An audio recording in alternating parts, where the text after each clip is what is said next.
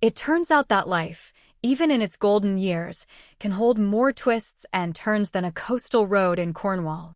My name is Lillian Trent, and at 76, I've just begun my grand adventure, leaving behind a life that was comfortable, predictable, and utterly suffocating. You see, for years, I believed I had it all figured out. After my husband, Harold, ran off with his secretary, leaving me, a young mother, with a baby and a hefty mortgage, I swore I'd never depend on anyone again. I worked as a merchandiser for a large department store in Birmingham. Not glamorous, but it taught me about money, and that was all I needed. I squirreled away every penny, investing, reading financial magazines, attending free seminars. By 45, the mortgage was paid. By 50, I had a sizable nest egg. And by 60, though I could have retired, I kept working just to stay active, to avoid sitting at home. My savings were my secret, guarded fiercely from everyone, especially my son, Duncan. After Harold, I decided my finances were my business and mine alone.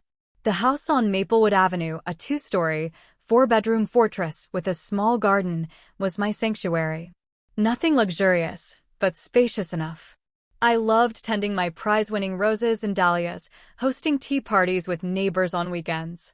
Life was quiet, predictable. Then, Duncan met Priscilla. Priscilla Norfolk, with her perfect manicure and a smile that never quite reached her eyes. She worked at the same insurance company as Duncan in sales. They dated for 6 months, got engaged, and married 3 months later. A small ceremony, a cheap restaurant, a honeymoon in Cornwall. Just like people. Mom, Priscilla, and I were thinking. Duncan started one Sunday lunchtime, about 5 years ago, when the newlyweds visited. You're here all alone in this big house, and we're paying crazy money for a rented apartment. We could move in with you, Priscilla said, her manicured hand resting on mine. You wouldn't have to do everything yourself, and we could save for our own place. I sensed a trap, but how could I refuse my son? The house was big, and some young company might be nice. Only temporarily, until you save up for your own house, I agreed. They moved in 2 weeks later. At first, it was almost idyllic. Duncan fixed everything that needed repairing. Priscilla occasionally cooked dinner when I worked late. We watched TV together. But the change was gradual, insidious. Priscilla began by rearranging the living room furniture, declaring it more modern. Then, my photos vanished from shelves and walls, replaced by her porcelain figurines. My beloved dahlias in the backyard were uprooted for trendy landscaping. Mom, no offense, but those flowers look like a country grandma's, Duncan said, oblivious to the sting of his words. Slowly, I became a guest in my own home. Duncan and Priscilla took over the entire second floor, including my bedroom. It's hard for you to climb stairs, Mom, Duncan said with fake concern, moving me into the small study downstairs. My knees were perfectly fine, but I didn't argue. Then came the unspoken rules. No loud TV, no washing machine after 8 p.m., no inviting friends over without warning. My house was no longer mine. One day, I found Priscilla rummaging through my dresser. "What are you doing?" I asked, indignation rising. "Oh, Lillian," she said, without a blush, just looking through old photo albums. I wanted to show my mom what Duncan was like as a kid. I knew she was lying. The albums were in the living room closet. But I said nothing, just closed my door tighter when she left. From that day, I locked my room when I went out. Priscilla noticed, of course. "Mom, don't you trust us?" Duncan asked that evening, resentment in his voice. "I just like my privacy," I replied, knitting, afraid he'd see the bitterness in my eyes. "It's weird, Mom. We're family. We're not supposed to have secrets." If only he knew the secret I'd been keeping, hidden in safe deposit boxes and investment portfolios. Months passed. My space in the house shrank. My books were relegated to garage boxes to make room for modern literature. My cherished china, collected over years, was banished to a distant closet. Too old-fashioned, doesn't match the new decor. Even my old Vauxhall in the driveway drew their disapproval. "Mom, it's ruining the whole look," Duncan said. "Why don't you sell it? You hardly drive it anyway." "I drive it for shopping and doctor's appointments," I argued. You could call a cab or ask me to drive you, he said, as if doing me a favor. I just shook my head. My car was my last island of independence. At dinner, I became a silent observer. Duncan and Priscilla discussed their work, their weekend plans, their new purchases. I didn't exist. Lillian, pass the salt, Priscilla would say, never calling me mother or Mrs. Trent. On my 75th birthday, a milestone, Duncan and Priscilla went to her parents for the weekend, leaving a card and a box of chocolates. Sorry, Mom. Long-time promise to visit them. We'll celebrate when we get back. We never celebrated. I sat alone in my small room that night, looking at the trivial card, realizing how far we had drifted. Duncan, my little boy, who once couldn't sleep without my lullaby, was now a stranger. My friend Eleanor, the only one who remembered to call, said, "Lil, why do you put up with this? This is your house." "He's my son," I replied, as if that explained everything. "A son who treats you like a piece of furniture you can't bear to throw away," she snorted. I stayed silent, but her words sank deep. The final turning point happened last spring. I was in the garden, enjoying a rare sunny day, when I heard Duncan and Priscilla through the open kitchen window. They didn't know I could hear them. "How much longer do you think she'll last?" Priscilla's voice was casual, like she was asking about the weather. "Don't say that," Duncan urged, unconvincingly. "I'm just being practical, darling. Your mother isn't getting any younger. The house is fully paid off, and when she dies, it will pass to you.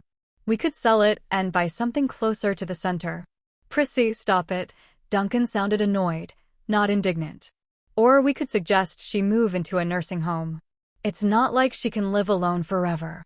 It's not safe at her age." I froze, feeling the blood drain from my face. They were discussing my future, my life, as if I were a burden to be discarded. "Maybe you're right," Duncan said after a pause.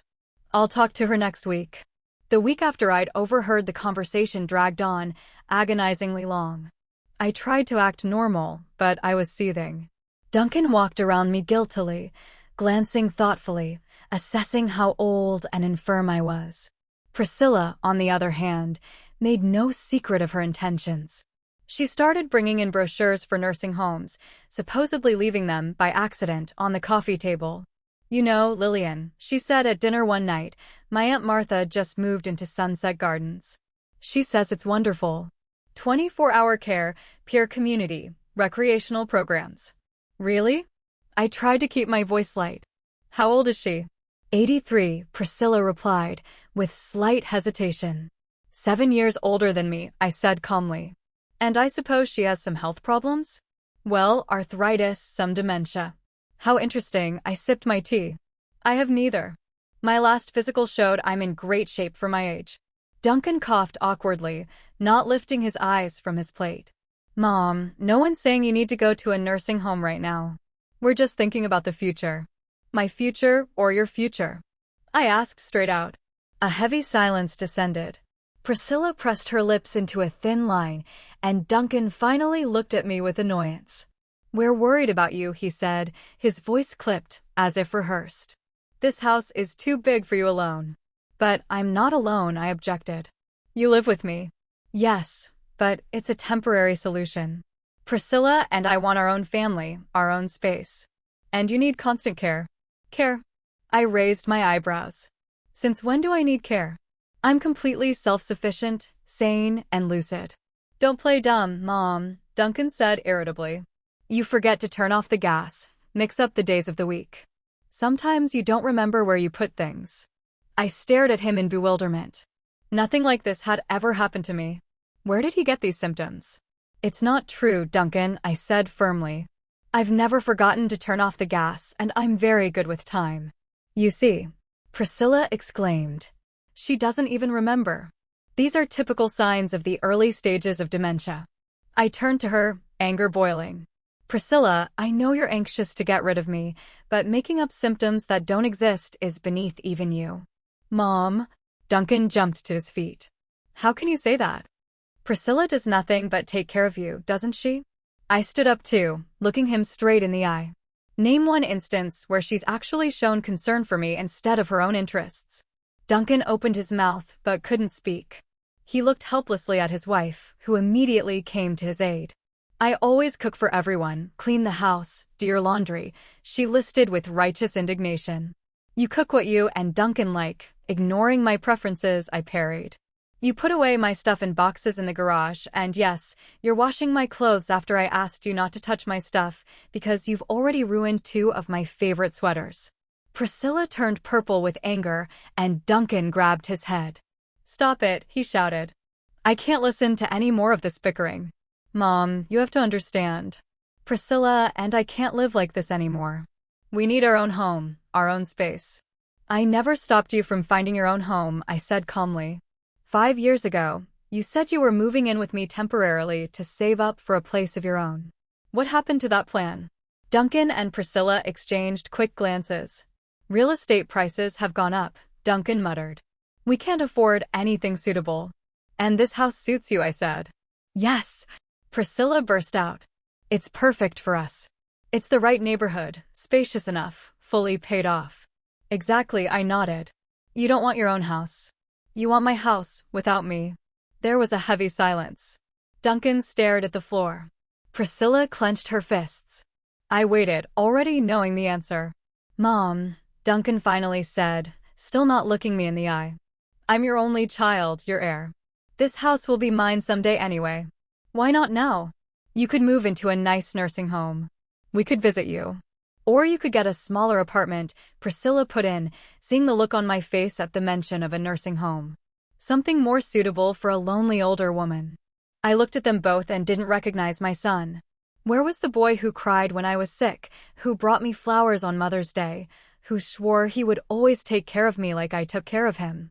I get it, I said quietly. You want me to leave my own home. Mom, don't be so dramatic, Duncan grumbled. We're offering a reasonable solution to the problem. You don't need a house this big, and we need it to start a family. What family, Duncan? I looked at him bitterly. A family isn't just a husband and wife. It's also parents, grandparents. Or do you no longer consider me part of your family? He averted his eyes, and that gesture told me more than any words could. Okay, I straightened, feeling a strange calmness fill me. I'll leave. You will. Priscilla couldn't hide her joyful surprise. Yes, I nodded. But on one condition. The house stays mine. What? They exclaimed in unison. You want me to leave, but the house is not for sale or rewritten. It remains my property until I die. But, then what's the point? Priscilla was confused.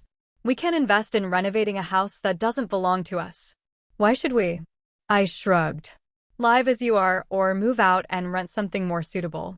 Mom, that's not fair, Duncan said. We've been taking care of you all these years. I laughed out loud. Taking care of me? What are you talking about, Duncan? When was the last time you asked how I was feeling? When did you ask about my business, my friends, my interests? You've pushed me to the periphery of my own home, and now you want to kick me out altogether, and you talk about caring. Duncan turned pale, but quickly pulled himself together. If you put it that way, we have no choice, he said coldly. Either you sign the house over to me and move out, or... He stopped. Or what? I raised my eyebrows. Throw your own mother out on the street? Not out on the street, Priscilla interjected. To a nursing home, where you belong. I gave her a long look, then turned to my son. Is that your last word, Duncan? He held my gaze, but in his eyes, I could see the shame carefully hidden behind a mask of determination. Yes, Mother. It's the best decision for everyone. All right, I nodded. Give me a week to pack. I'll move out. But where will you go? Duncan asked, worried for the first time. That's not your concern anymore, I replied, turning to leave. And yes, I'm not rewriting the house. You can live here until I decide to sell it. Sell it? Priscilla squeaked. But you can't. I can, I stopped in the doorway. It's mine, and it will stay mine. The next week passed in tense silence. Duncan and Priscilla obviously didn't believe I was really moving out, waiting for me to change my mind. But I methodically packed my things, selecting what I wanted to take. I accomplished a lot that week. I met with my lawyer and updated my will. I consulted with a financial advisor about new investments. I looked at housing options and chose an elegant apartment in a new development downtown Birmingham. When the day arrived, I hailed a cab and lowered my suitcases to the front door. Duncan and Priscilla watched me packing with confused looks. "Mom, are you seriously going to leave?" Duncan asked when the cab was waiting outside. "Absolutely." I put on my coat and checked my purse. "I'll leave the keys on the table in the hallway." "But, where are you going?" He looked genuinely worried, as if only now realizing the reality. "To my new place," I answered simply. "A nursing home?" Priscilla gasped. "You organized everything so quickly." I gave her the sweetest smile. "No, darling. The apartment's at River Plaza." "River Plaza?" Duncan stared at me stunned. "But it's the most expensive apartment complex in the city. How can you afford that?" I finished for him. "Very simple, Duncan. I've always been able to afford a lot more than you thought." "What do you mean?" He looked confused. "I mean that your poor old mother isn't so poor." I buttoned up my coat. "In 40 years of work, I've not only paid the mortgage on this house, but I've amassed a decent fortune, which, by the way, I don't intend to share with ungrateful children." Priscilla's face stretched with amazement, and Duncan turned pale. "But how? You used to work as a merchandiser, just a department store merchandiser." "So?" I shrugged. "I knew how to save money and invest wisely, which is more than I can say for you, apparently." The cab honked, reminding me. I grabbed my purse and headed for the door. "Mom, wait." Duncan blocked my way. "If you have money, maybe we could make a deal. A house. A future." I looked at him sadly. Even now, he wasn't thinking about me. He was thinking about his own gain. "It's too late, Duncan. You've made your choice. I've made mine. The utility bill will come next month. Don't forget to pay it." I walked around him and out to the street. The driver helped me load my suitcases, and I got into the back seat without looking back. For the first time in a long time, I felt free. "Where are we going, ma'am?" the driver asked. "River Plaza," I said, looking ahead. "And let's stop at the bank on the way. I have an appointment with my financial advisor." The apartment at River Plaza exceeded my expectations. A spacious living room with panoramic windows overlooking the River Sever, a modern kitchen with all the necessary appliances, a bedroom with a walk-in closet, and a bathroom more like a spa. Elevator, 24-hour security, concierge service, all amenities I never even dreamed of in my old house. The first few days, I just enjoyed the quiet and freedom. No one made comments about my TV being too loud. No one sighed annoyed if I left my cup on the living room table. No one rearranged my things, threw food out of the refrigerator, or occupied the bathroom for an hour. This was my territory, my rules, my life. Eleanor, my longtime friend, came to love my new place. "Lillian, this is amazing," she exclaimed as she looked around. "I can't believe you've been able to afford such luxury all this time, and you've been living in that old house with those." She hesitated, searching for a word. "You can call things by their proper names," I grinned, pouring tea into the china cups I'd managed to retrieve from the house, with those ungrateful egomaniacs. "Exactly." Eleanor laughed with relief. "You know, I've always said you should think of yourself. You've given so many years to Duncan, and he—" "Let's not talk about him," I interrupted her gently, not wanting to spoil the mood. "Tell me about your grandchildren." We spent a wonderful evening talking, making plans for the future. Eleanor urged me to take her on a Mediterranean cruise, a dream we'd cherished since we'd worked at the department store. "Why not?" I agreed. Now that I was free of obligations, I could afford to live for myself. "And we should start with something special," Eleanor suggested, "something you've always wanted to do, but you've always put it off." I wondered, what did I really want? Travel, yes, of course. New experiences, absolutely. But there was something else, something I dreamed of all my life, but thought was a pipe dream. "You know," I said slowly, "I've always wanted a beautiful sports car." Eleanor looked at me in surprise, and then she laughed. "Lillian Trent, you never cease to amaze me. A sports car at 76. Why not?" I laughed too. Age is just a number. I have excellent eyesight, a steady hand, and a valid driver's license. And I've always dreamed of something more exciting than my old Vauxhall. "So what's it all about?" Eleanor winked. "If not now, when?" This conversation wouldn't get out of my head. The next morning, I called my financial advisor, Thomas Clayton, with whom I had worked for 15 years. Mr. Clayton, good morning. I need your advice, I said after an exchange of pleasantries. I'm thinking of buying a sports car. There was a pause, then he asked cautiously, Mrs. Trent, are you sure? Such cars are usually very expensive to maintain. I'm aware of that, I replied calmly, and I can afford it. The question is, what model would you recommend? Mr. Clayton, quickly regrouping, began to list options, pros and cons of different brands. I listened attentively, but the image of the ideal car was already formed in my head. What about a Porsche? I asked when he paused. Porsche? He sounded surprised. Well, they're great cars, prestigious, reliable, good residual value. But they're pretty sporty, stiff suspension, low stance. Exactly what I want, I confirmed. I want something special, something to symbolize my new life. Mr. Clayton was silent for a moment, then said with a note of respect, in that case, I can arrange for you to visit a Porsche car dealership. I have a manager I know who will give you a personalized presentation. That would be wonderful, I thanked him. When would that be possible? How about tomorrow afternoon? Around 3 o'clock. Perfect, I agreed, feeling a pleasant excitement welling up inside me. For the first time in a long time, I was doing something purely for myself, something that didn't fit the image of the modest older woman others saw in me. In the evening, I went through my closet. I wanted to look appropriate for my visit. I chose an elegant ivory pantsuit, a silk blouse, and comfortable but stylish low-heeled shoes. I completed the look with a pearl necklace, bought for my 60th birthday, and modest but expensive diamond earrings, a gift from my mother. The next morning, I woke with a sense of anticipation I hadn't felt in years. After breakfast, I called Eleanor to share my plans. Are you sure you've made up your mind? She asked admiringly. Lillian, you're the most desperate pensioner I know. I haven't decided anything yet, I laughed. I'm just going to see what they have to offer. Maybe it won't be for me. But you're already excited about it, Eleanor said. I can hear it in your voice. It's like you're 20 years younger. She was right. I felt younger, more energetic, like I'd shed the heavy weight that had been dragging me down all these years, the weight of obligations, expectations, compromises. At 2 p.m., I called a cab to the Porsche showroom. It was in an upscale neighborhood, a modern glass and metal building. Inside, I was greeted by the manager, a young man named Trevor, alerted by Mr. Clayton. Mrs. Trent, welcome. He greeted me with a professional smile. Mr. Clayton tells me you're interested in our cars. Let me show you our models.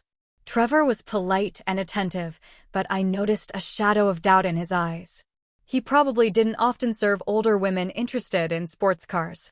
However, he quickly pulled himself together and began a professional presentation. We have several models that might interest you. Cayenne is our SUV, very comfortable and prestigious. Mekong is a compact crossover, a more affordable option. And the sports models?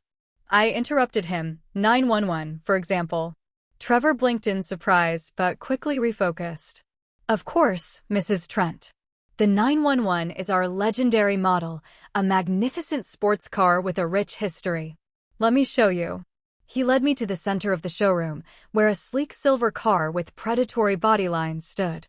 I slowly walked around it, admiring its perfect forms. It wasn't just a car, it was a work of art. May I? I pointed at the door. Sure. Trevor hurriedly opened it, and I carefully lowered myself into the leather driver's seat. The interior smelled of new leather and luxury. The steering wheel fit perfectly in my hands. The instrument panel, with its multitude of dials and buttons, looked impressive. I felt like an astronaut in a spaceship cockpit. What do you think? Trevor asked, leaning toward the door. Gorgeous, I answered honestly. But I'd like to see other colors. Do you have anything brighter? Trevor seemed pleased by my enthusiasm. Of course. We have a wide palette. We could look through the catalog or, He looked around. We have just the 911 in guard red, a very striking shade. He walked me to another car a little ways away, and it took my breath away. The bright red sports car shone under the spotlights like a jewel. It was love at first sight. This is what I've been looking for, I said, not hiding my admiration. Trevor brightened, sensing a potential sale. Excellent choice, Mrs. Trent. This model just came in. 911 Carrera S3. 8L, 443 horsepower, acceleration to 100 kilometers per hour in 3.9 seconds. I nodded, though the technical details didn't tell me much. I was interested in other things. Can I choose the color of the interior? Of course. Trevor enthusiastically began to show samples of leather and trim. We have black, gray, brown, beige, and red. I asked, stroking the steering wheel of the showpiece. To match the color of the body? Trevor hesitated for a moment. It's an unusual combination, Mrs. Trent. Usually with a red body, you choose black or beige interior for contrast. I want red, I said firmly. If that's possible. Of course. It's available through the Porsche exclusive manufacturer customization program, Trevor replied, quickly flipping through the catalog. Here, take a look. Burgundy leather, red stitching. It's very striking, although a bit extravagant. Perfect, I smiled. And how much would a car like this cost with a personalized finish? Trevor said a sum that would make most people dizzy. I just nodded. Good. And when can I get it? The look on Trevor's face was priceless. He obviously didn't expect the old lady to so easily agree to buy one of the most expensive cars in the showroom. Given the custom trim, in about 3 months, he muttered. But first we need to place an order, make a deposit. Of course, I opened my purse and pulled out my checkbook. What amount of prepayment do you prefer? Trevor was completely confused. Usually, it's 25% of the cost of the car. But perhaps you'd like to discuss financing terms? We have favorable credit programs. That won't be necessary, I started to write a check. I prefer to pay the full price all at once. It's easier for everyone. At that moment, the front door of the dealership opened, and a couple walked in, talking animatedly. I didn't even turn around, absorbed in writing the check, but I heard a familiar voice. I'm telling you, it's a great investment. A car like this is not only prestigious, but it doesn't lose value. I froze. It was a voice I'd recognize out of 1,000. Duncan. My son. Here. Same dealership. Same time. How ironic. Mrs. Trent. Trevor called out in concern. Is everything all right? Yes, just a second. I slowly turned and saw them. Duncan and Priscilla were standing at the entrance, talking to another manager. They hadn't noticed me yet. Priscilla was wearing an expensive suit that I knew she had bought at a discount on sale and was now passing off as designer. Duncan was in his usual business suit he wore to important meetings. I decided not to hide. After all, they were the ones who'd kicked me out. They were the ones who thought I was a worthless old woman who couldn't take care of herself. It was time to show them how wrong they were. Trevor, I said loud enough to get their attention, I'm taking this car. And if I can, I'd like to pick up this showpiece today. I'm willing to pay extra for urgency. My voice echoed through the silent showroom. Duncan turned his head sharply, and our gazes met. His eyes widened in surprise, his jaw dropped. Priscilla, noticing his reaction, turned too and froze when she saw me. Mom? Duncan stepped forward uncertainly. What are you doing here? The same thing you are, I guess, I answered calmly, picking out an automobile. A car? He asked, shifting his gaze from me to the red Porsche and back again.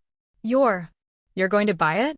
I'm not going to buy it, I smiled and handed the check to a stunned Trevor. Here's the down payment. I'll wire the rest as soon as you have the paperwork ready. Priscilla came closer, her face contorted with a mixture of distrust and anger. Lillian, are you crazy? She hissed. It's a Porsche. It's worth a fortune. I know how much it costs, darling, I said in a flat voice. And I can afford it. But how? Duncan looked completely confused. Where did you get that kind of money? I told you, I'm not as poor as you think I am, I shrugged. 40 years of work, reasonable investments. It's amazing how much you can save if you don't spend it all on designer clothes and fancy gadgets. The last sentence was a stiletto to Priscilla, who was always bragging about her purchases even though her credit cards, I suspected, were loaded with debt. But you worked as a merchandiser. Duncan exclaimed, still in disbelief. Just a department store merchandiser. Yeah, so what? I raised an eyebrow. Carl Benz started out as a mechanic and built Mercedes. John Rockefeller was an accountant before he became an oil magnate. Profession doesn't determine financial success, Duncan. Smart decisions and discipline do. Trevor, who had recovered in time, intervened. Mrs. Trent, your check is in order. As for this exhibition piece, unfortunately, it's already been reserved for another customer. Oh, that's a shame. I couldn't hide my disappointment. However, Trevor continued, we have another Carrera S in stock. It's also red, but with a black interior.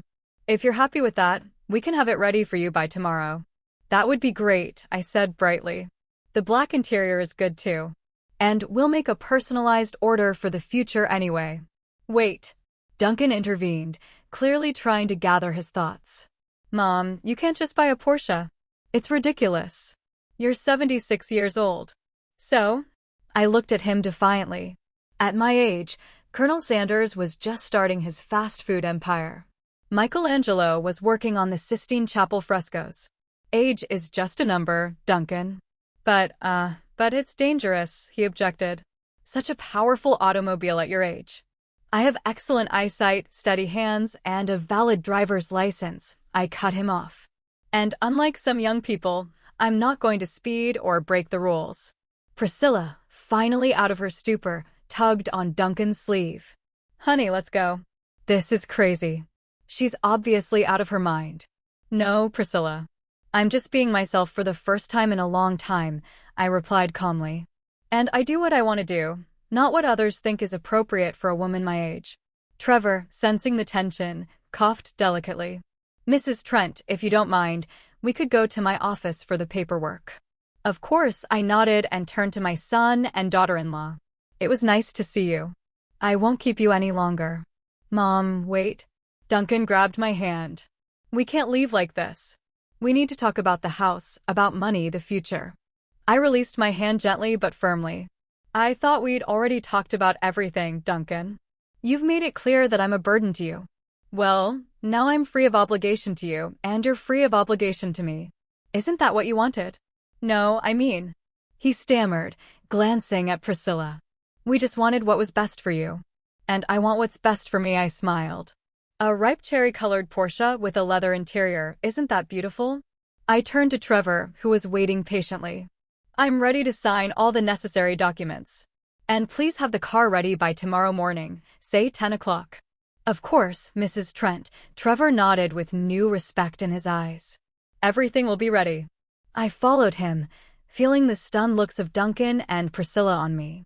Their faces, frozen in expressions of shock and disbelief, were my best reward for years of humiliation and neglect.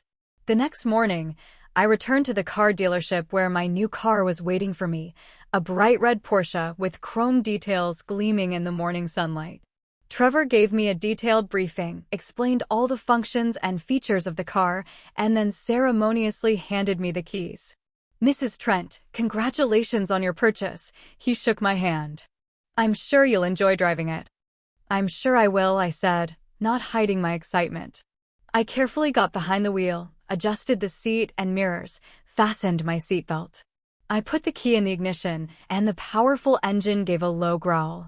It was a beautiful sound, the sound of freedom and new possibilities. Slowly driving out of the showroom, I took some time to get used to the controls. The car was sensitive, responsive, like a living being. Gradually, I got used to it and headed towards my new apartment, feeling the surprised looks of passers-by. It's not every day you see an older woman driving a bright red Porsche on the streets of Birmingham. When I parked at the River Plaza, the concierge couldn't hide his amazement. Mrs. Trent, is this, your car? Yes, George, I smiled, handing him the keys. Would you mind putting it in my parking space? It would be my pleasure, ma'am. He accepted the keys with awe. Gorgeous car. Thank you, I nodded and headed for the elevator, feeling light in my body. Once in the apartment, I went to the window and looked down where George was carefully parking my new car. The red Porsche stood out among the other cars like an exotic flower among ordinary plants. It was bright, bold, unusual, exactly what I had finally allowed myself to be. In that moment, I realized it was more than just a car. It was a symbol of my liberation from the shackles of convention, from the weight of other people's expectations, from the role of a modest and inconspicuous old lady that had been imposed on me for so long. It was my own choice, my own decision, my way of saying to the world, I am here. I live, and I'm going to do what I want to do. My phone rang as I was making my morning coffee. I glanced at the screen and saw a familiar number, Duncan. A week ago, I would have rushed to the phone, happy that my son remembered me. But now, after everything that had happened, I felt only mild irritation. I let the coffee steep in the French press before picking up the phone. Good morning, Duncan, I said in a steady voice. Mom? Finally. This is the third time I've called, he sounded impatient. I've been busy, I replied, pouring coffee into a cup. How could you be busy at 8 o'clock in the morning, he snorted. But then he realized it. I'm sorry, I didn't mean that. How are you? Fine. I walked out onto the balcony with my cup and settled into a wicker chair overlooking the river. To what do I owe the call? There was a pause, and I could literally hear him picking his words. Mom, I wanted to apologize for everything. Priscilla and I talked about a lot of things and we realized we were wrong. You shouldn't live alone. We're worried about you. I sipped my coffee, savoring its bitter flavor and the view of the morning mist over the water. River Plaza has 24-hour security and concierge service, I said. It's safer than our old neighborhood. But you're all alone in there, he sounded annoyed. No family, no people who think I'm a burden. I finished the sentence for him. Yes, Duncan. And you know what? It's wonderful. Another pause. I heard him take a deep breath. Mom, let's not fight. I'm calling to invite you to lunch this Sunday. Nothing fancy, just a family dinner. Priscilla's cooking your favorite roast beef. I almost laughed. In our 5 years together, Priscilla had never once asked me what I like to eat, and she'd certainly never cooked for me. That's nice of her, I said neutrally. But I'm busy this Sunday. Busy? Busy with what? He sounded genuinely surprised, as if he couldn't imagine I could have a life of my own. I have plans with Eleanor. We're going to Bala Lake. I answered. It was true. We were planning a little road trip in my new car to the lake. In what? In my Porsche, of course. I could almost physically feel him wince on the other end of the line. Mom, you can't be serious. You can't drive that car. It's too powerful, too dangerous for. For who, Duncan? An old lady like me? I tried to keep my voice calm, but I was seething inside. I'm perfectly capable of driving, and I enjoy it immensely. But this is irresponsible. What if there's an accident? What if? Then my lawyer will contact you, I interrupted him. All the necessary documents are in order. Paperwork? What paperwork? His voice shook. Wills, powers of attorney, incapacity orders, I said in a casual tone, as if discussing a shopping list. Everything is legally perfect. Mom, you're scaring me, he said after a long pause. What's going on? This isn't like you. On the contrary, Duncan. For the first time in years, I'm acting like the real me instead of the conveniently compliant Lillian. Mom, look, let's meet up and talk, not over the phone. I can come over to your place after work today. I thought about it. Part of me wanted to say no, but another part realized that this conversation was inevitable. Maybe it would be better to have it on my turf, where I felt confident. Okay, I agreed. Be there at 6. You know the address. Thanks, Mom. I could hear the relief in his voice. I'll see you tonight. I hung up the phone and sat looking at the river for a while.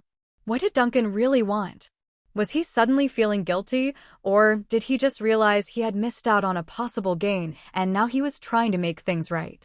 The day went by quickly. I went shopping, browsed a bookstore, had lunch with Eleanor in a cozy cafe. When I told her about Duncan's impending visit, she frowned. Be careful, Lil. Something tells me he didn't just decide to make up for nothing. I know, I sighed. But sooner or later, we're going to have to talk. Better to do it now on my terms. By 6 o'clock, I had changed into a simple but elegant dress and had tea and cookies ready. Not that I was going to have a cozy get-together, but old habits are hard to eradicate. At 6 sharp, the intercom buzzed. The concierge said I had visitors. Visitors? I asked again. I was only expecting my son. There's a man and a woman here, ma'am. Mr. and Mrs. Trent. So Duncan brought Priscilla with him without warning. Typical. Please let them through, I said, suppressing a sigh. A few minutes later, the doorbell rang.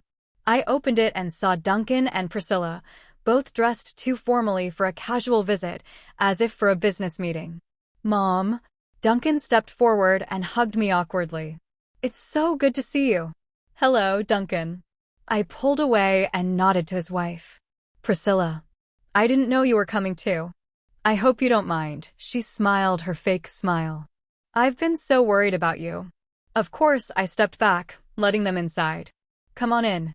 They entered the living room, and I noticed their gazes sliding greedily over the interior, assessing the furniture, the appliances, the view from the window. Priscilla couldn't hold back a sigh of admiration when she saw the panoramic windows overlooking the river. Wow, this is impressive, she murmured. Thank you, I pointed to the couch. Have a seat. Tea? Coffee? Tea, please, Duncan replied, taking a seat. Priscilla nodded silently, continuing to look around. I poured the tea into cups, put some cookies on the table, and sat down in the chair across from them. So, I looked at my son. What did you want to talk about? Duncan exchanged a quick glance with Priscilla, then coughed. Mom, we're really worried about you. This whole thing, the moving, the car, it seems like a midlife crisis. I couldn't help but laugh. At 76, isn't that a little late for a midlife crisis? You know what I mean, he grimaced. Such drastic changes, reckless spending, rash. I raised an eyebrow. Duncan, I've been planning my finances for 40 years. Believe me, every single thing I've spent has been very well thought out. But a Porsche at your age. Priscilla intervened. That's crazy. No crazier than kicking your own mother out of her house, I countered calmly. Duncan flinched as if I'd hit him. Mom, we didn't kick you out. We just offered me a choice between a nursing home and a rented apartment. I finished for him. That's very generous of you. We were looking out for your welfare. Priscilla exclaimed with righteous indignation. You could not live alone in such a large house. And so now I live alone in a spacious apartment with a concierge and security, I smiled. Funny how things turned out, isn't it? Duncan set his cup down and stepped forward. Mom, let's be honest. We made a mistake. We didn't know about your financial situation. If we had known, you wouldn't have kicked me out. I finished it for him. That's interesting. So your attitude toward me depends on my bank account? No, Duncan exclaimed. Of course not. But you must understand, we thought that you were needy, that you were finding it difficult to keep house. And that's why you decided to take it for yourself instead of helping me, I stated. Very thoughtful. Priscilla fidgeted nervously on the couch. Lillian, we all make mistakes. But we're a family. A family has to stick together. It's interesting that you only remembered that now, I said, not when you were planning to put me in a nursing home. I never. She stammered, catching my eye. It was just a suggestion, an option. One that you pushed very hard. I sipped my tea. But let's not beat around the bush. Why are you here? What do you want? Duncan and Priscilla exchanged glances again, then Duncan sighed and straightened up. Mom, we want to make things right. To get back to a normal relationship. You could come home if you want to. I almost choked on my tea. Back home? To the house you kicked me out of? Where I was unwelcome within my own walls. It will be different, Priscilla said quickly. We've realized everything. Your room is waiting for you. We can give you your old bedroom back upstairs, if you want it. How generous of you, I said dryly. What about my flowers in the garden?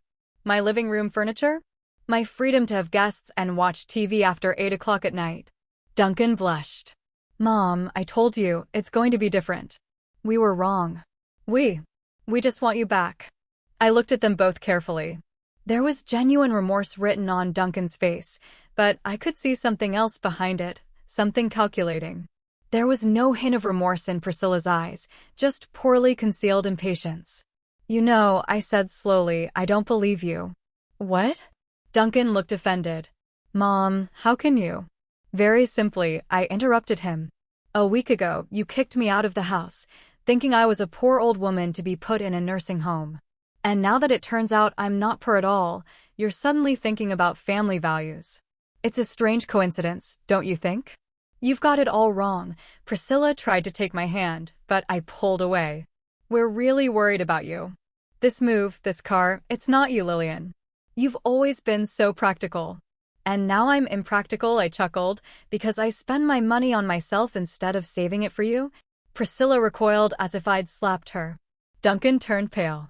Mom, we never counted on your money, he said, but there was no confidence in his voice. Really? I raised an eyebrow. Then why were you so insistent that I sign the house over to you before I left? It's for your own safety, he mumbled. To make it legal. Interesting, I leaned back in my chair. And now you've come to convince me to come back because you're concerned for my safety, or because you've realized you've missed your chance for a good inheritance? How can you say that? Priscilla exclaimed, but her indignation looked fake. We are your family. Family? I repeated thoughtfully. You know, Priscilla, family isn't just blood ties. It's people who care for each other, who respect each other, who support each other in times of need. I looked at Duncan. When I helped you with your first college tuition, that was family. When I sat by your bedside when you had scarlet fever, that was family. When I turned down a promotion so I wouldn't have to move to another city because you didn't want to change schools, that was family. His gaze dropped to his knees.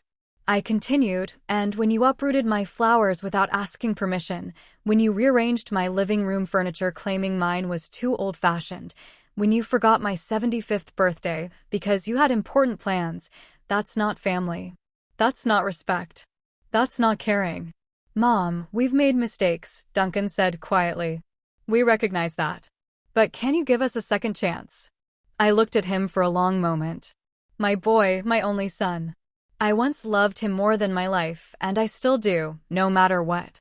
But it was a different kind of love, a love without the blind adoration, without the willingness to sacrifice myself for his well-being. Duncan, I said softly, I've given you more than one chance.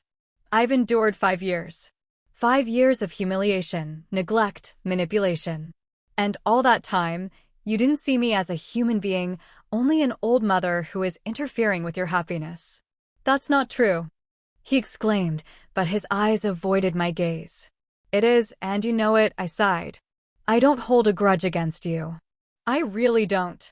But I don't want to be a part of a relationship like this anymore. You mean you're just cut us out of your life?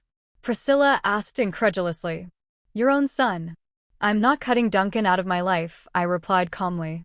I just refuse to be a ball you kick back and forth according to your needs. Today you don't need me. Tomorrow you bring up family values. The day after tomorrow you decide I'm in the way again. There will be no day after tomorrow. Duncan jumped to his feet. Mom, you have to believe us. We've realized everything. When? I asked bluntly. Before or after you saw me buying the Porsche? He froze with his mouth open, unable to find an answer. Priscilla bit her lip nervously, avoiding my gaze. Their silence was more eloquent than any words. You see, I smiled sadly. I know you're not here for sudden love. You're here for the money.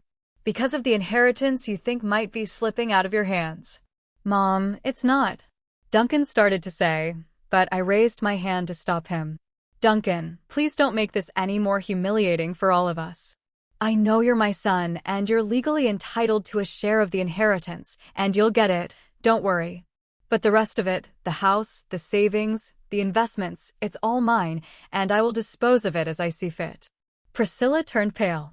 What do you mean by part of the inheritance? She asked in a trembling voice. Shouldn't everything go to Duncan as sole heir?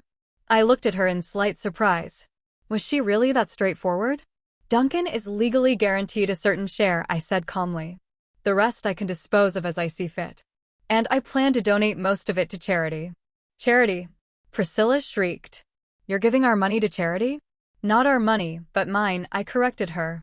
The money I've earned and increased. And yes, I'd rather help those who really need it than those who see me only as a wallet. Duncan collapsed back onto the couch, covering his face with his hands. Mom, please, he mumbled. Let's not talk about the inheritance. It's gross. I agree, I nodded. So, let's close the subject. I'm alive, healthy, and I plan to live many more years, enjoying life. And what happens after I die, my will take care of that. Priscilla jumped up, her face contorted with anger. "You selfish old woman," she shouted. "All this time you've had money, and you've made us live in this old house, saving for everything, saving for your own place." "Prissy, shut up," Duncan shouted, but it was too late. I looked calmly at the furious woman who had finally shown her true colors. "No one forced you to live with me, Priscilla," I said quietly. "It was your decision. And I never hid the fact that I had savings. It's just that no one bothered to ask. You should have helped us," she wouldn't stop. "You could have bought us a house, helped us with the mortgage. Instead, you saved up like Scrooge McDuck, and now you're spending it on stupid sports cars and fancy apartments." "Priscilla, that's enough." Duncan grabbed her arm, but she pulled away. "No, it's not enough. She has to know what we think. All these years you've been pretending to be a poor widow, and you've been—" "I never pretended to be poor," I interrupted her. "I just didn't flaunt my wealth. And by the way, I've helped you more than you realize." "With what?" Priscilla snorted contemptuously. "Who do you think paid the taxes on the house, insurance, the roof repairs 3 years ago?" I raised an eyebrow. "You think it was all done on my pension?" Duncan froze, blinking in surprise. You paid for all this?" he muttered. "But why didn't you say anything?" "Because I didn't want you to feel obligated," I answered simply. "I wanted you to live with me because you want to be around me, not out of obligation or money." Priscilla flopped back on the couch, her anger replaced by confusion. "I don't understand," she muttered. "If you had money, why did you live so modestly?" "Because I didn't need luxury to be happy," I shrugged. "I needed a comfortable home, a garden, a chance to travel sometimes. And I thought I needed a family. But it turned out that what we had wasn't a family. It was an arranged marriage." Duncan looked up at me with eyes full of pain and shame. "Mom, I don't know what to say." "You don't have to say anything," I smiled softly. "Just accept my choice. I've chosen to live for myself, to enjoy what I have while I can. But we could." He hesitated, searching for words. "We could start over. Like a family. A real family." I shook my head. "Duncan, some bridges can't be rebuilt. Too much has been said and done. I don't hold a grudge against you. I really don't. But I'm not going back to my old life." "So what now?" Priscilla asked hoarsely. "You just cut us out of your life?" "No," I looked at her calmly. "Duncan is my son, and he will remain my son, no matter what happens. We can see each other, we can talk, but as equals, like adults who respect each other's boundaries. No manipulation, no ulterior motives." "And the house?" Duncan asked quietly. "What will happen to our house?" "You can live there until you find something more suitable," I answered. "I'm not going to put you out on the street like you did me. But the house will remain mine, and I plan to sell it eventually." "Sell it?" Priscilla shuddered. "But, where will we live?" "That's not my concern," I shrugged. "You're adults with good salaries. You'll find something you can afford." Duncan rose slowly, his shoulders slumped. "I understand," he said quietly. "You're right.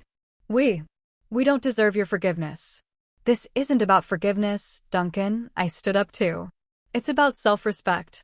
I've let others decide my life for too long. It was time for me to take the wheel myself." We stood across from each other, mother and son, so alike on the outside and so different on the inside. I saw in his eyes a mixture of emotions, shame, regret, confusion, but I didn't see any real remorse, only the realization of lost profits. After Duncan and Priscilla's visit, I felt real relief for the first time. It was as if the heavy stone that had been weighing on my chest for years was finally gone. I drank a cup of soothing tea, looking out at the night lights of Birmingham reflected in the dark water of the River Severn. My new home, my new rules, my new life. The next morning, I woke up feeling like all roads were open before me. For the first time in years, I didn't have to conform to someone else's expectations, to someone else's idea of what a decent older woman should be. I could be myself, Lillian Trent, 76, free and well-to-do. The first thing I did was to set up the apartment. It was spacious and modern, but as impersonal as a hotel room. I wanted to make it truly mine, to fill it with warmth and individuality. I started small. I ordered new curtains in a rich emerald color, which enlivened the living room and beautifully shaded the view of the river. Then I bought some soft cushions with colorful prints and a fluffy rug to add to the coziness. But the main acquisition was a new bookcase, not that modern, minimalist shelving unit that came with the apartment, but a real oak bookcase with carved details and glass doors. I found it at an antique store nearby and fell in love at first sight. "Excellent choice, Mrs. Trent," said Harrison, the store owner, a gray-haired gentleman about my age. "Victorian, handmade. They don't make them like this anymore." "It's beautiful." I ran my hand over the smooth surface. "How much for delivery?" "It's free for you," Harrison smiled. "My son will help with the transportation. We'll deliver it tomorrow if that's okay." The next day, the bookcase took its place of honor by the window in the living room. I arranged on the shelves my favorite books, which I had taken from the old house, and added a few new ones bought in recent days. The closet seemed to transform the whole room, giving it character and depth. Harrison personally came to oversee the installation, and we got to talking over a cup of tea. "You have excellent taste, Mrs. Trent," he said, looking around my living room. "Most people nowadays prefer this modern, what's his name? Minimalist furniture, white walls, glass tables. No personality." "I'm too old for minimalism," I grinned. "At my age, you want to surround yourself with things that have character and history." We talked for almost 2 hours. It turned out that we had a lot in common, a love of classical literature, jazz, antiques. Harrison had been a widower for 10 years. His children had long since lived their own lives, and the antique store was not so much a business as a hobby for him. "You should check out our book club sometime," he suggested before he left. "We meet every Wednesday in a little cafe near the store. Nothing formal, just a few literature lovers discussing what they've read over a cup of tea." I agreed, feeling a pleasant excitement. New acquaintances, new opportunities, all the things I'd been putting off while living under the same roof as Duncan and Priscilla. The following week, I attended the book club and met some amazing people. In addition to Harrison, there was Beatrix, a former literature teacher, sharp-tongued and incredibly erudite; Marcus, a retired history professor with a great sense of humor; Dorothy, a quiet widow who wrote children's books; and Frederick, a former doctor who was into detectives. They were all about my age, with a wealth of life experience and interesting stories. "Lillian, what kind of books do you prefer?" asked Beatrix when the first formalities were over. "I like the classics," I answered. "Austen, Dickens, the Bronte sisters. But lately, I've discovered modern authors." "Oh, you should read Kazuo Ishiguro," Marcus said. "His The Remains of the Day is a masterpiece."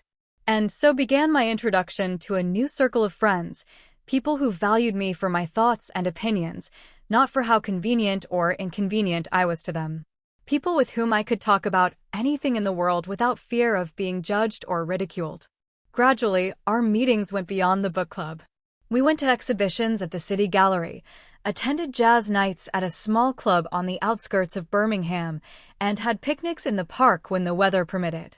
One day, I invited everyone over for dinner. It was unusual to cook for company. For the last few years in the old house, the kitchen was practically Priscilla's territory. But I enjoyed remembering old recipes, buying good wine and fresh flowers for the table. "What a lovely apartment!" Dorothy exclaimed as she entered the living room. "And the view is marvelous. Who's this handsome fellow?" Frederick stopped at the window, looking out at the parking lot where my bright red Porsche was parked. "That's my car," I answered, not hiding my pride. "Is it yours?" Beatrix went to the window. "My God, Lillian, you're full of surprises." At dinner, I told them the story of my car and how Duncan and Priscilla reacted. My new friends laughed until they cried. "That's what I mean to show them." Marcus raised his glass. "To Lillian and her red Porsche. To freedom of choice at any age." Harrison added, and everyone enthusiastically supported the toast. This evening was one of the happiest in recent years. Sitting surrounded by new friends made me feel really alive. Real. Not Duncan's mom, not elderly Mrs. Trent, but simply Lillian, a woman with her own desires, opinions, and right to happiness. Every day I came more and more back to the real me. I pulled out an old watercolor set I'd abandoned years ago and began to paint again, tentatively at first, afraid I had lost the skill. But gradually my hand remembered the movements, my eye the sense of color. My favorite place to paint was the embankment near my home. I would sit on a bench overlooking the river, take out my sketchbook and paints, and immerse myself in creativity. Sometimes passers-by stopped to watch me work, and their approving comments gave me confidence. When Beatrix heard about my hobby, she suggested I enroll in a watercolor class at the local community center. "It's a gathering of enthusiasts like us," she said. "No pretensions to professionalism, just a pleasant pastime in good company." I agreed and soon attended classes twice a week, where I learned new techniques, experimented with color, and received valuable advice from the teacher, a young artist named Zoe. "You have a great sense of composition, Lillian," she said as she looked at my sketch of boats on the river. "And you capture the atmosphere perfectly. Have you ever thought of exhibiting your work?" "Exhibit?" I laughed. "At my age. What does age have to do with it?" Zoe wondered. Grandma Moses started painting at 78 and became a famous artist at 90. Age is no barrier to creativity. Her words made me think. How many opportunities had I missed by thinking I was too old for new endeavors? How much joy had I denied myself because of preconceptions about what was decent at my age? I became bolder in my decisions and desires. I bought myself bright clothes instead of the usual gray and beige outfits. I got a new haircut, more modern and daring. I enrolled in dance classes for the elderly, where I enjoyed learning Latin American rhythms. My friend Eleanor, who visited me almost every week, couldn't get enough of the changes.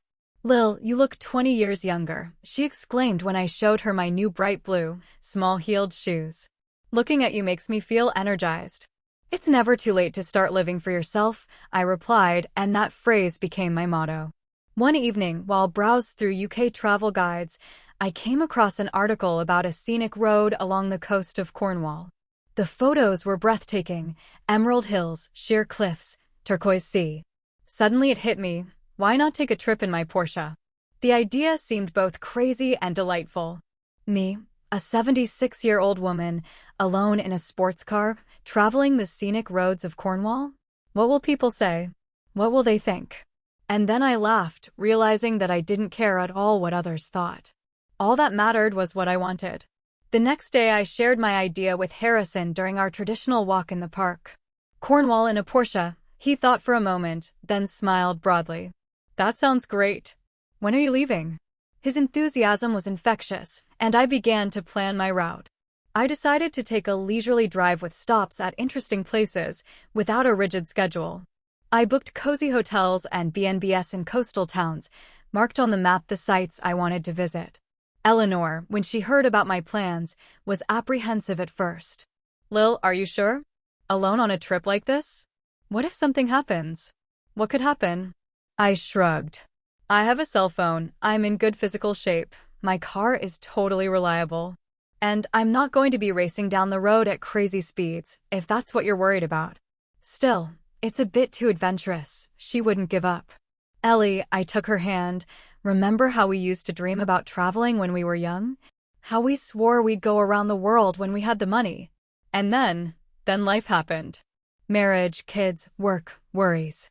We kept putting off our dreams for later. And here it is, this later. If not now, when?" She was silent for a moment, then suddenly said, "Take me with you." "What?" I wasn't sure I heard her right. "Take me with you," she repeated. "There are 2 seats in your Porsche. We can take turns. It's more fun and safer with 2 people." I laughed with joy and hugged her tightly. This was going to be the best trip of our lives. The following weeks were spent in pleasant preparations. Eleanor and I made lists, researched itineraries, and read reviews of the places we planned to visit. I went to the doctor for a checkup to make sure my health was in good shape, and I received full approval. "Mrs. Trent, you're in great shape for your age," Dr. Parker said after reviewing my test results. "Your blood pressure is normal, and your heart is working like clockwork. Enjoy your trip." A week before departure, there was an unexpected phone call. Duncan. We hadn't spoken since the night he and Priscilla came to me with peaceful intentions. "Mom, it's me," he sounded unsure. "How are you?" "Hello, Duncan. I was glad to hear my son, despite everything." "I'm fine, and you?" "I'm fine." He was quiet. Priscilla went to her parents for a couple weeks. We were, a little disagreement. I'm sorry to hear that, I replied sincerely. Mom, I heard from Eleanor that you're going on a trip in your car, he said after a pause. Is it true? Oh, that's what it is. Eleanor and Duncan talk sometimes, I knew that. Yes, Eleanor and I are going to Cornwall for 10 days, I confirmed. We'll be sightseeing, enjoying the sea air, sampling the local cuisine. And you're driving your Porsche? I could hear the concern in his voice. Of course I will. Why else would you need a sports car if not for traveling the scenic roads? Mom, are you sure it's safe at my age? I finished for him, with a touch of irony. Duncan, I've had a physical. I've been cleared by a doctor, and believe me, I'm not going to race. We're going to drive for our own pleasure, stop wherever we want, and take our time. He sighed. I'm sorry, I'm just worried. I know, I said softly, and I appreciate it. But I'm perfectly capable of taking care of myself. Yeah, I'm starting to realize that, he said, a note of respect in his voice that hadn't been there before. You've changed, Mom. In a good way. Thank you, Duncan, I smiled, though he couldn't see it. How's the search for a new place coming along? We're looking at options, he said evasively. After you said you were going to sell the house, we thought it would be best to prepare ahead of time. That makes sense, I nodded. I plan to put the house on the market in the fall, so you have time. I see. He paused. Mom, I was wondering, would you like to have dinner together before you leave? Just you and me. Without Priscilla. I wondered.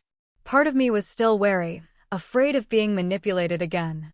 But the other part, the part that would always love my son no matter what, wanted to give him a chance. Okay, I agreed. Tomorrow night. There's a good Italian restaurant near my house. Great. I could hear the relief in his voice.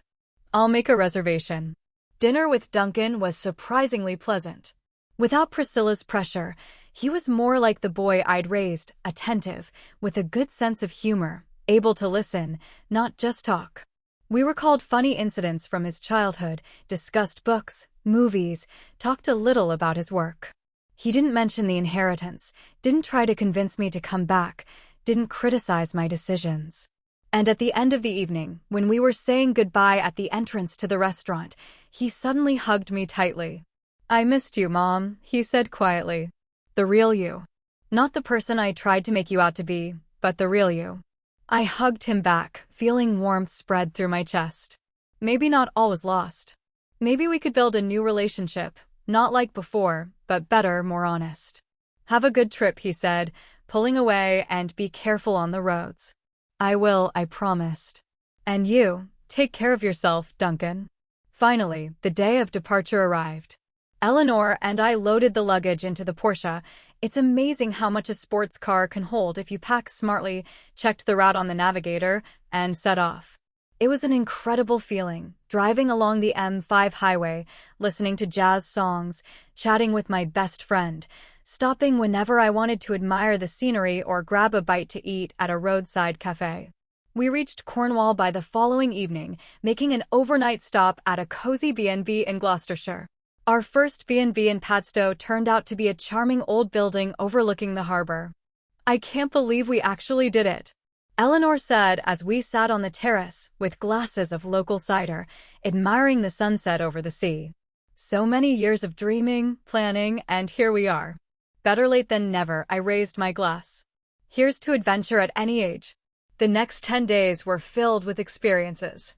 We explored picturesque villages, walked along rocky paths overlooking the ocean, visited ancient castles and gardens, tasted local delicacies in small restaurants.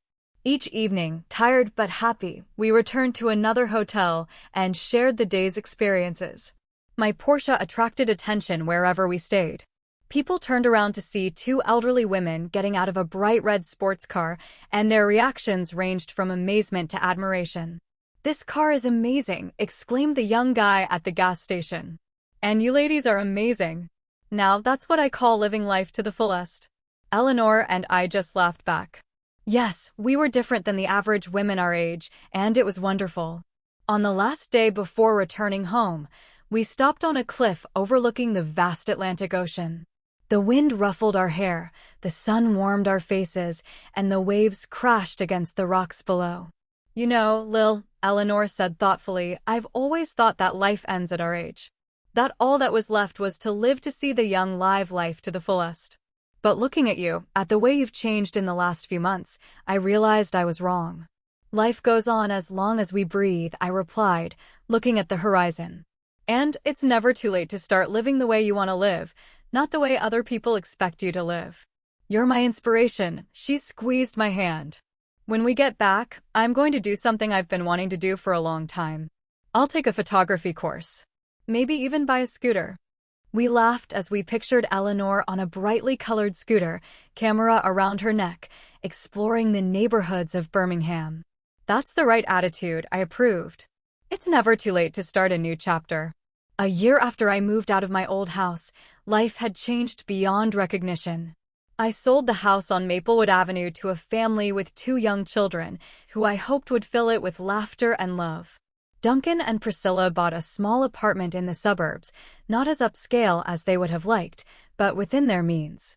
Our relationship with our son was slowly recovering. We met once a week for lunch, talking about everything, gradually getting to know each other again. Priscilla didn't participate in these meetings, which was fine with me. I knew she still held a grudge, but that was her problem, not mine. My watercolor work, to my great surprise, was exhibited in a small gallery downtown, and a few of them were even bought. It wasn't a lot of money, but the very fact that someone appreciated my art enough to pay for it filled me with pride. The book club grew and now met in a cozy room at the local library. Harrison and I had grown closer, not a romantic relationship, more like a deep friendship between 2 people who understood each other half-heartedly, though who knows what the future will bring. Eleanor, true to her word, bought a scooter in the color of the sea wave and now drove it around the city, to the horror of her children and the delight of her grandchildren. We were planning a new trip, this time to Scotland, along mountain roads and lakes. Life after 75 turned out to be fuller, brighter, and more interesting than I could have imagined. Every morning I woke up with the anticipation of a new day, new discoveries, new joys. I was no longer a shadow, a burden, or a comfortable grandma in the corner. I was Lillian Trent, an artist, a traveler, the owner of a red Porsche, a woman who was finally free to be herself. And looking at my reflection in the mirror, gray hair, wrinkles around my eyes, but a clear, lively look, I knew my revenge was complete. It wasn't about ruining Duncan's life or taking his money. It was about showing him, and myself, that I was more than just his mother, more than an old woman. It was about reclaiming my life, my dignity, and my future. And the sweet taste of freedom, that was the greatest victory of all.